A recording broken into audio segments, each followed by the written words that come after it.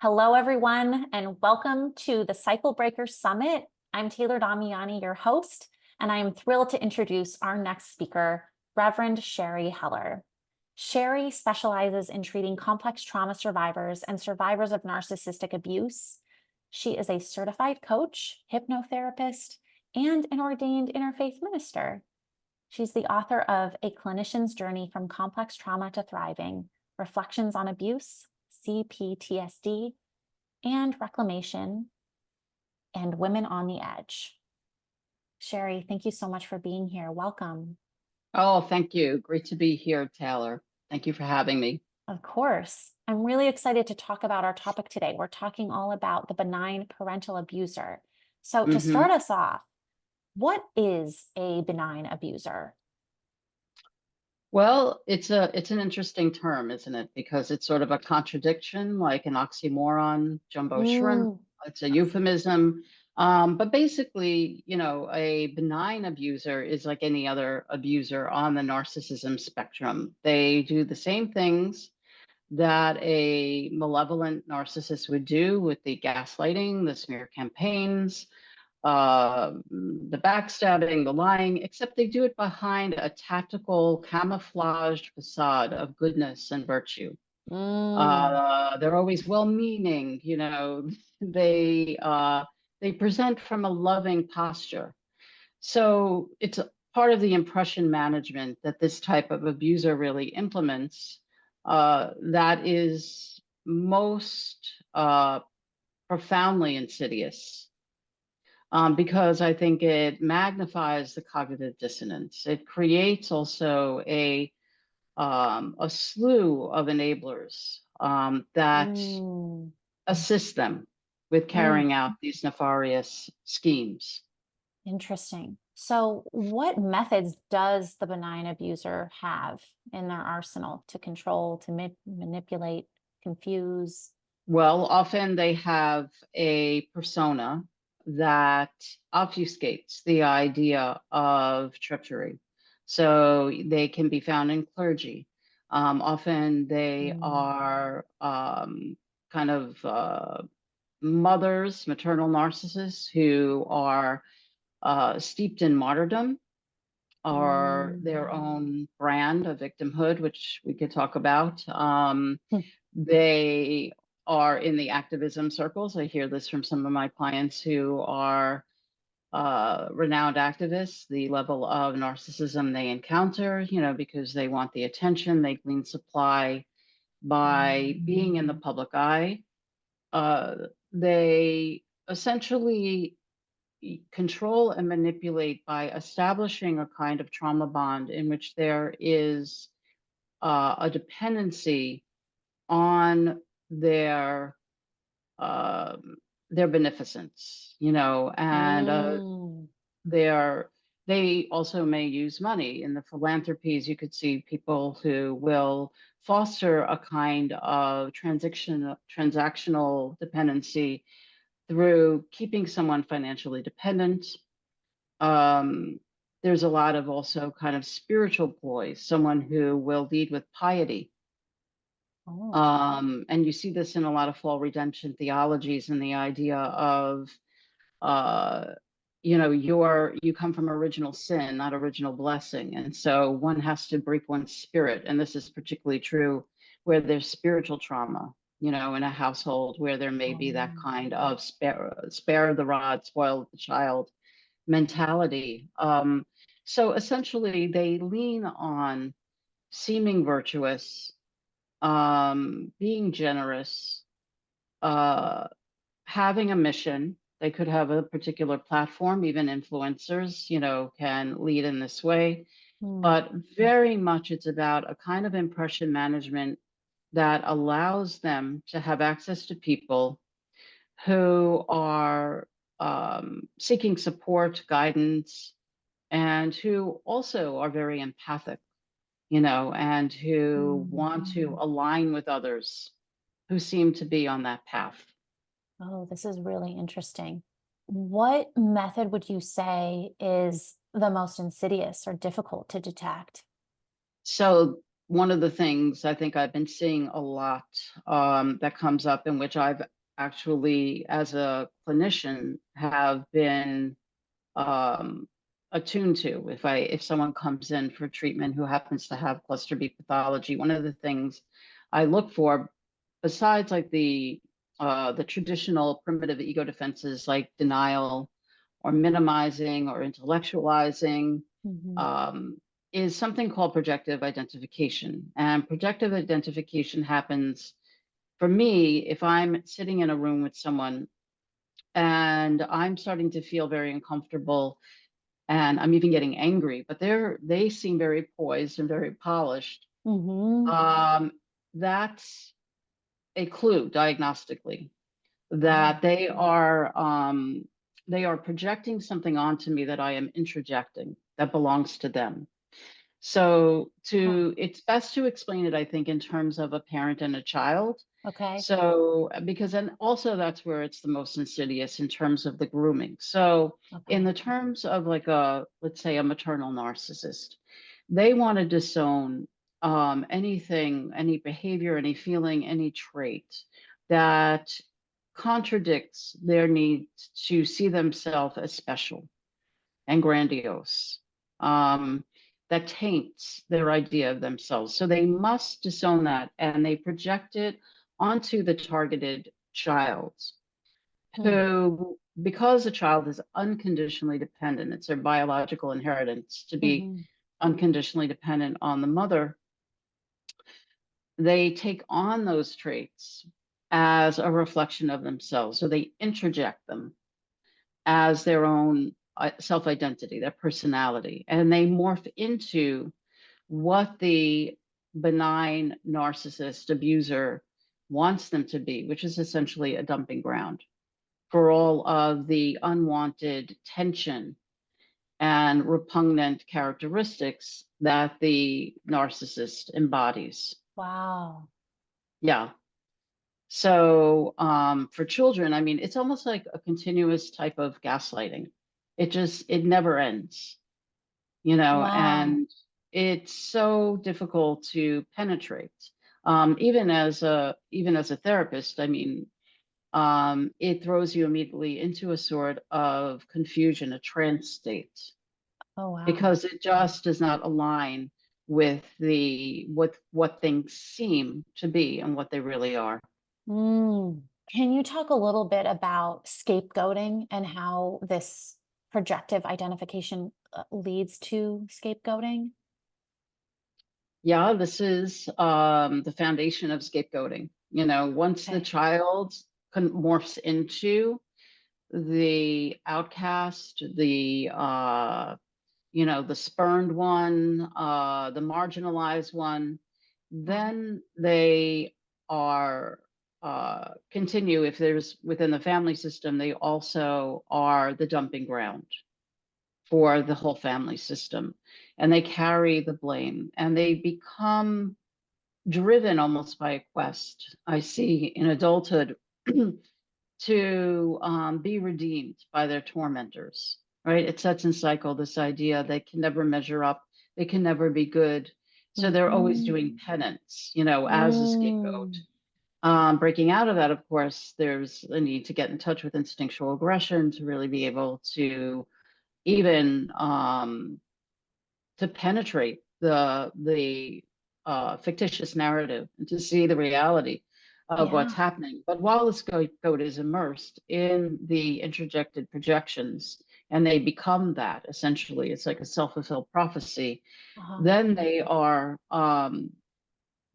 are wielded by the narcissist to be actually, ironically, viewed by others as the troubled one, the one who is the problem, the one who Uh-huh. even maybe victimizes the benign abuser, who can then say, look at what I'm having to deal with. This is true with the maternal narcissist, particularly with something like fictitious disorder or what's called, Munchausen by proxy. Mm. Look at how unhinged they are. Look what they're doing to me. And we all know that narcissists in general will tell New Supply how they were victimized by previous partners. because that also then sets it up that they are devoid of accountability. They Mm, are the harm ones, and they could always pull that out of the arsenal too, in saying, "Look, anything that's happened has been because of what's happened to me." And so, if you mm, don't understand that, if you can't be empathic and generous, mhm, then the onus is on you. mm. So it's very tactical, it's very strategic, and Wow. extremely destructive. Oh my gosh. You mentioned this phrase of impression management earlier. Hmm. I was wondering if you could touch on that again. What does that mean, and how does the benign abuser use those techniques Hmm. to prey on their victims? Okay, well, the term came from Irvin Goffman, who was a sociologist who really wrote a lot extensively about stigmatization. He wrote about how we have public images and we have personal, interpersonal images that we employ. So self-presentation is really important for any type of narcissist. The benign abuser and the benign parental abuser really need to obfuscate their malintent behind a facade of being altruistic and being virtuous. So they need to use virtue and notable conduct Oh, to make other people believe that they are caring, they are morally upright, huh. they are special, they are superior, they are so good. And so we see they often will go to church, they get very involved in their spirituality, or we see these urban shaman people, um, Mm. who, or, also with the scapegoat, to go back to that for a moment, we often see the scapegoated child getting involved in cults later in life because they're so predisposed Wow. to have that kind of master slave dynamic. And they're Mm. seeking that redemption. So they feel they must glom on to some kind of ideology or guru who will help them through their penance. But the Mm. impression management is, employed through flattery, all kinds of strategies. They could look as if they're taking care of people. They do a lot of volunteer work. They may be aligned with a particular platform for activism, a cause. And we've seen that a lot of activists who will um, essentially extort money, and really not Wow. funnel money into the cause, but use it to their own advantage. So the Mm. impression management is extremely critical to the benign abuser's ability to target others to get supply. And it's actually a part of the supply. What does that mean? So meaning that it gives them a lot of acolytes. It gives them people who revere them, who Okay. will look up to them, who I see. want to be guided by them, who, seek their flattery, seek their favors. Um, they it gives them excuses, right? They have credible excuses for everything because Mm. they are, after all, they are so morally upright and virtuous. I mean, one person who comes to mind who is really kind of an extreme case of this is Jimmy Savile, or it might be Jimmy Savile. He's from Britain. He had a BBC show. He was knighted by the royal family for his philanthropy. And after he died, it was discovered, although I think people certainly knew in the BBC what was happening, he was a prolific pedophile. Oh, wow. Yeah, he, even in the hospital where he was allowed to volunteer, he abused people who were Mm. uh, completely incapable of protecting themselves. Oh, So, but yet he was loved by the nation. wow. Yeah, he was a really loved public figure. So this is how the benign abuser can operate with impunity, essentially. You mentioned, these things like virtue, Hmm. beneficence, generosity. Is this what you're referring to when we talk about some of the specific masks the benign abuser wears? Are there any other masks that you could share with us? Absolutely. I mean, what you just said is so true in terms of what goes into the mask. That's always going to be the fundamental ingredients will be either victimization, victimhood rather, or generosity, um, spiritual acumen. So they could be the Mm, helpless damsel, for example, who feigns innocence, who is always in need of some kind of rescue, certainly the spiritual guide or the clergy. And as we know, what happened in the Catholic Church, mhm, with the exposure of the massive pedophilia, mhm. the activist, the philanthropist. We often see it also in the vulnerable artist who just is misunderstood.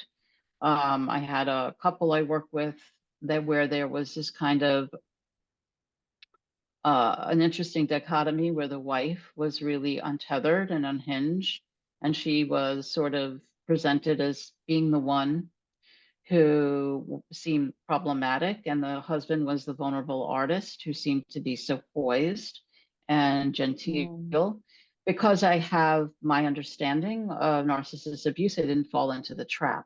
Wow. And it quickly became clear to me that he was not interested in doing any work. He was interested in pathologizing her. And that, in fact, once I really got into the heart of the matter with her, there was systemic abuse throughout the marriage, including him strangling her. Oh gosh. So, and she eventually left him after he ended the relationship over a text message. And she said, okay, because she was already, and then he went into like how she was victimizing him. So Wow.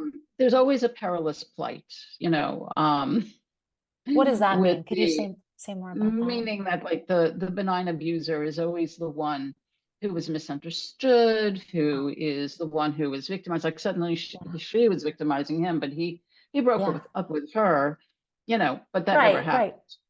Oh, So so that garners a lot of attention. yeah.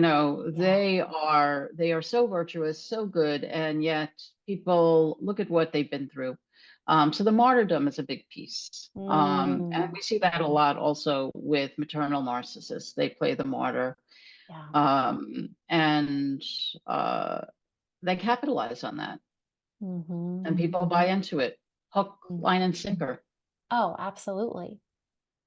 So you've talked about religiosity Hmm. quite a bit here. So in the case of the benign parental abuse, how is religiosity and caregiving used to carry out their Hmm. agendas?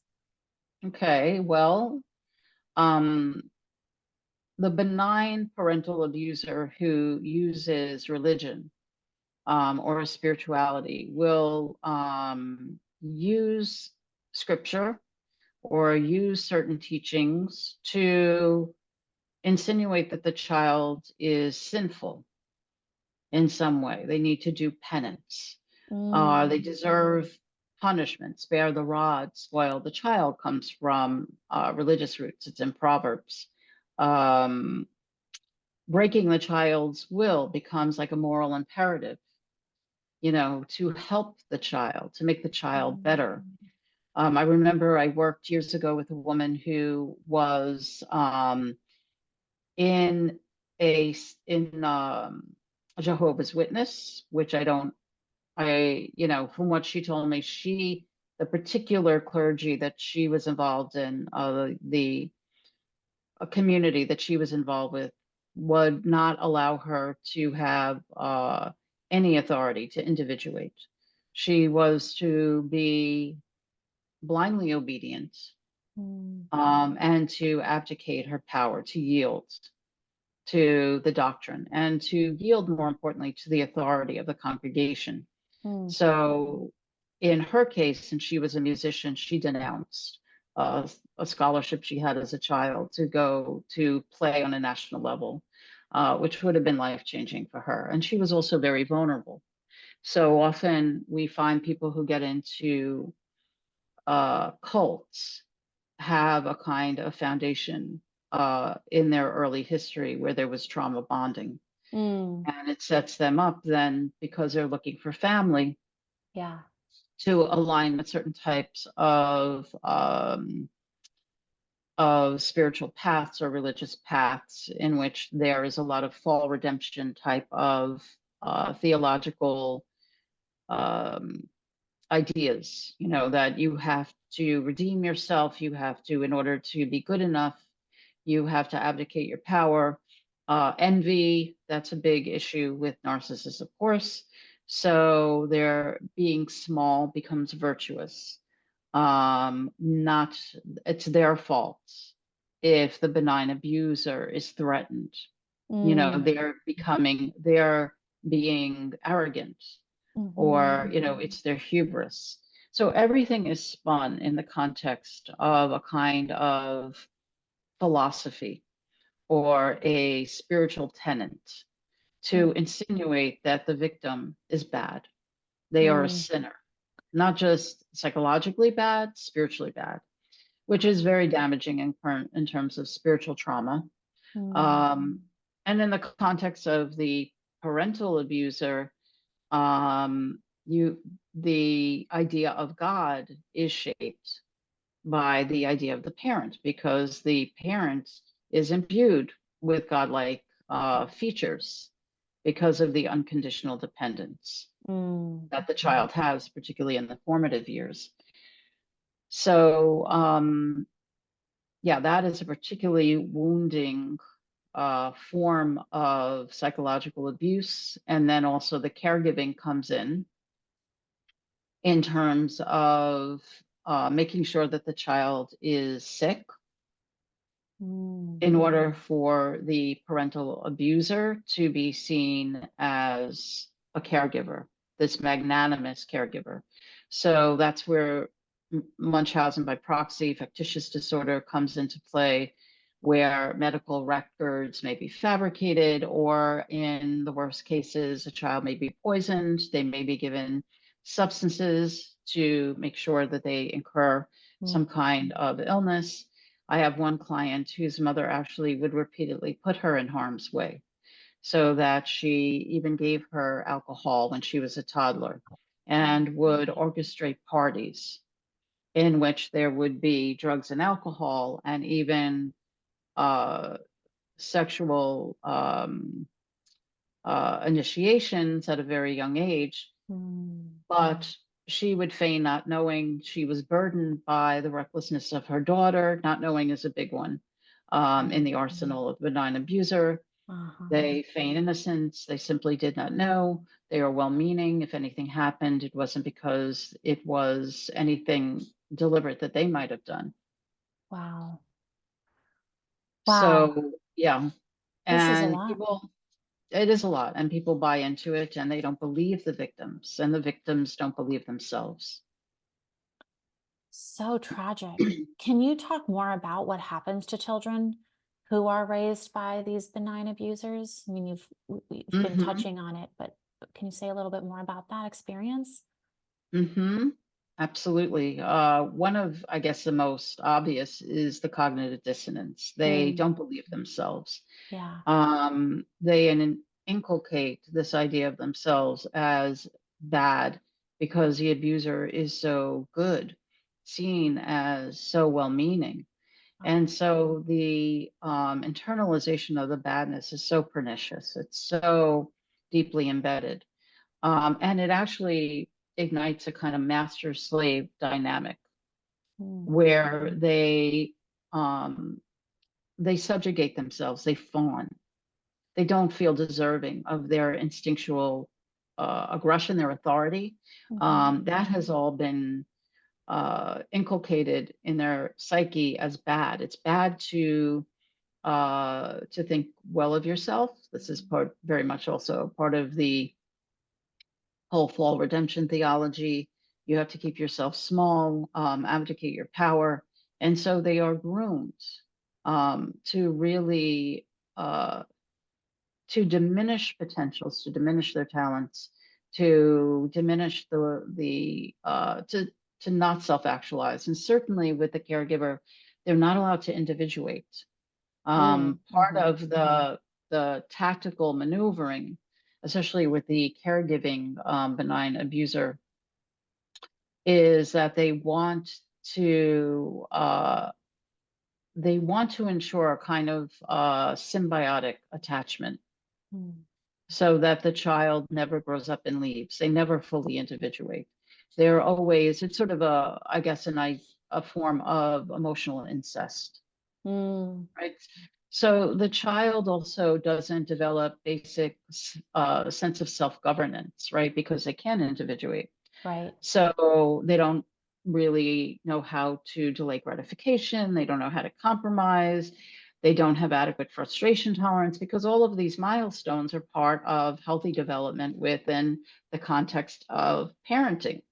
But the benign abuser is uninterested in parenting. That's only part of the impression management. So adults who come out of this type of relationship with a parental benign abuser are not attuned to their any internal cues of motivation and discipline. They essentially really, it's almost as if they need others to tell them who they are, what to be, and what to do. So there is really a complete loss of self. Yeah. Yeah. Wow. So, how can we begin to recognize these signs of the benign abuser when these tactics are, like you're saying, so well concealed behind these masks, like false It's virtue? difficult. Yeah. That is the conundrum. One of the things, I mean, I really try to help my clients come to that I had to really work on myself, because I certainly fell into this trap many times. And particularly as a clinician, I always believed that we all, somewhere within us, had kind of a moral compass or an inner light. But I know better now, because I understand that there are genetic factors involved with narcissistic disorders. So like with the couple I mentioned, I saw the wife as a casualty, right? I started to question, is she really the one here who is creating the problem in the marriage, as this person is professing, or is she a casualty of abuse that's hidden? So it requires us, actually there's a great quote by M. Scott Peck. He wrote that evil is often hidden in plain sight, camouflaged by the masks of normalcy. And I highly recommend his book, People of the Lie, because he talks about how evil is always cloaked in virtue. And that is kind of just a guiding imperative for a benign abuser. So to see it, we have to be willing to be intelligently guarded, which means often that we don't appear as nice or as gratuitous as we would like to appear. I think it is often our cognitive bias for us that we want to believe that most people are good. We want to give people the benefit of the doubt. People who go through this kind of abuse, whether it's with a benign abuser or it's with an overt, bombastic type of narcissistic abuser, know that they can no longer risk leading with that kind of premise of being open and vulnerable. They have to really pull back. So they look beyond the facade. They start to look at intention. And they also start to look at accountability, because the narcissist will pretend to be accountable, particularly during the love bombing stage. So you have to start to really be willing to test the waters. What does it mean for someone to say something, but how does that match with their behavior? Are they changing behavior? Is anything actually shifting? It will not shift with a narcissist. They might play the game, but they can't sustain it. It may seem like they're going to align with what's required in order to to hold on to their supply. But ultimately they can't, because they need to control, they need to dominate. Mm. So I guess what I would say is start tapping into instinctual awareness, instinctual cues. Don't just assume that what something looks like is what it is. And I think that's difficult because that Yeah. alters one's worldview to be inclusive of human evil, to Ah. actually think more consciously that, I live in a world where there are dangerous people. We don't want to live like that, to have to keep that in the forefront of our consciousness because Yeah. it's uncomfortable, but it's necessary. It's necessary to really use discernment and discrimination, Mm. because people who actually look, anyone could be a mark for a narcissist, particularly a benign abuser. Mm. But those who are more boundaried and more questioning are not going to be primary supply. They don't, the narcissist they want a challenge, but they don't want that much effort, involved. They want a degree of malleability. They want someone to be naive. They want someone to really, they need to know who their prey is. See.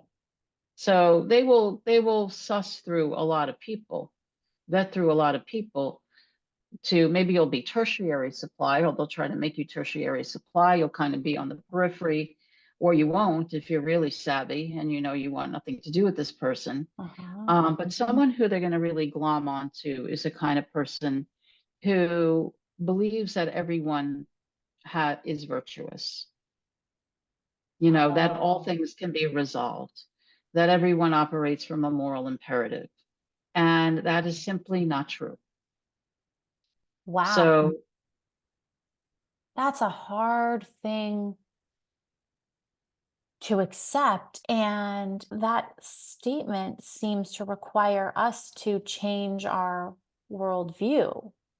yes, it does.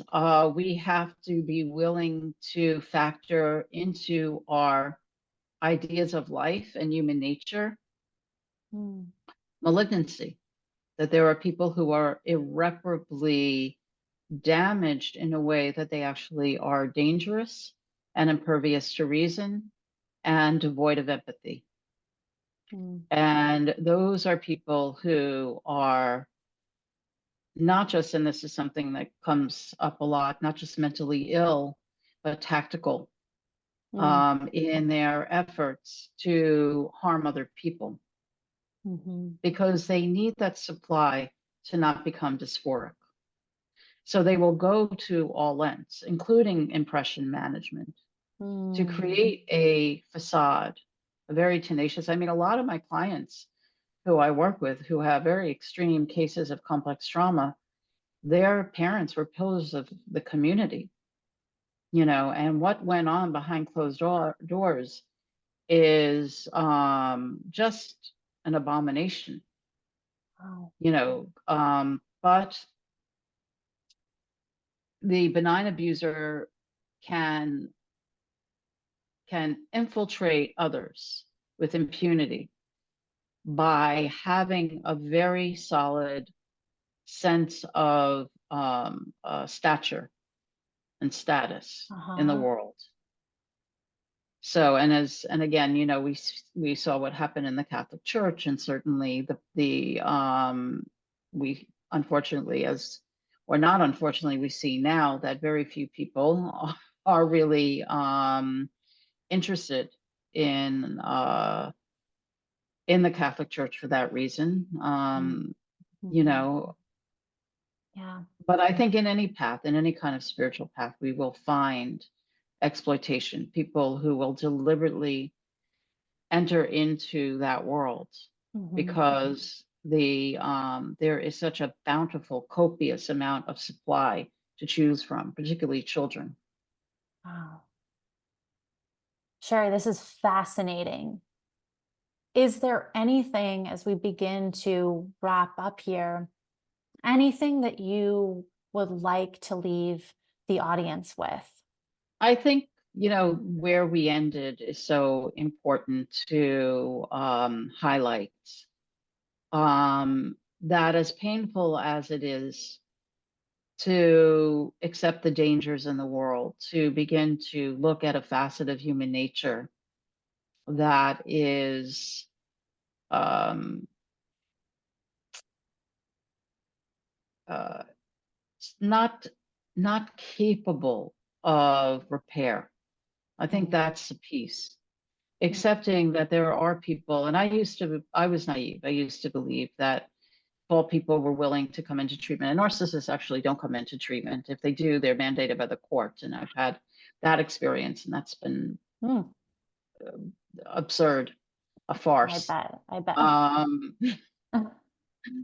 um, but I think, we all do hold on to ideas for the most part that people can change.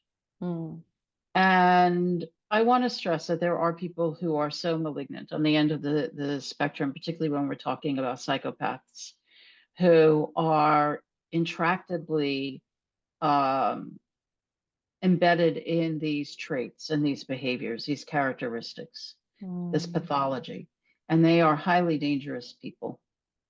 mm, And it should be a part of, I think, early education, even for children to really be able to protect themselves. I mean, I guess it is part of, the realm of parenting to teach about what's safe touch, what isn't safe touch, and certainly being able to mhm. try to assist with ensuring safety.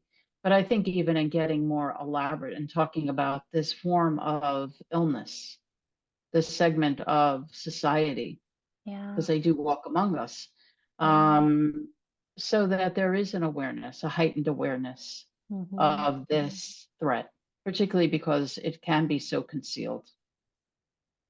Absolutely.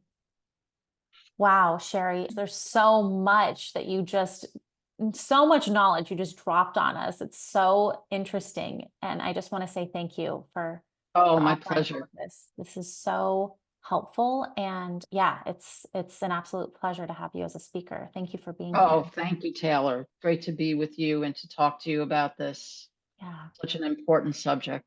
so important. So thank you. And thank you to everyone watching. I hope that you enjoy the rest of the summit.